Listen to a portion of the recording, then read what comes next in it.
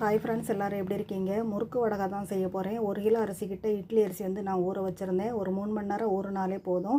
கிரைண்டரில் சேர்த்து ஆட்டி எடுத்துக்கலாம். நல்லா குறகுறப்பாக அரைச்சி எடுத்த பிறகு காரத்துக்கு தகுந்த மாதிரி மிளகாய் எடுத்துக்கோங்க. நான் ஒரு 150 கிராம் மிளகாய் எடுத்துருக்கிறேன். மிளகாய் நல்லா மிக்சியில் அடித்து எடுத்துகிட்டு கிரைண்டரில் அரிசி அரைக்கும் போதே சேர்த்து அரைச்சி எடுத்துடலாம். காரத்துக்கு தகுந்த மாதிரி நீங்கள் வந்து மிளகாய் எடுத்துக்கோங்க. கூடவே உப்பு ஆட் பண்ணிக்கலாம். தேவையான அளவு உப்பு சேர்த்துக்கோங்க. உப்பு மிளகாய் சேர்த்து அரைச்ச பிறகு நல்லா பேஸ்ட் பதத்துக்கு அரைச்சி எடுத்துக்கோங்க. அப்போ தான் நம்ம வடகம் பொரிக்கும் போது நல்லா சாஃப்டாகவும் இருக்கும், நல்லா கிறிஸ்பியாகவும் இருக்கும். மிதமான தீயில் நல்லா வதக்கி எடுத்துக்கோங்க. கூடவே ஜீரகம் ஆட் பண்ணிக்கோங்க. நான் வந்து ஒரு 100 கிராம் ஜீரகம் ஆட் பண்ணியிருக்கிறேன். எல்லாம் சேர்த்து இடியாப்ப மாவு பதத்துக்கு நல்லா வதக்கி எடுத்துக்கோங்க. முறுக்கு அச்சு உங்களுக்கு எந்த சைஸில் தேவையோ அந்த அச்சில் பிழிஞ்சு எடுத்துக்கலாம். 1 கிலோ அரிசியில் எவ்வளோ வடகம் கிடச்சிருக்கு அப்படின்னு சொல்லி நாளைக்கு வீடியோவில் பார்க்கலாம். டேஸ்ட்டு ரொம்ப நல்லாயிருக்கும். கண்டிப்பாக ட்ரை பண்ணி பாருங்கள் இதே மெத்தடில்.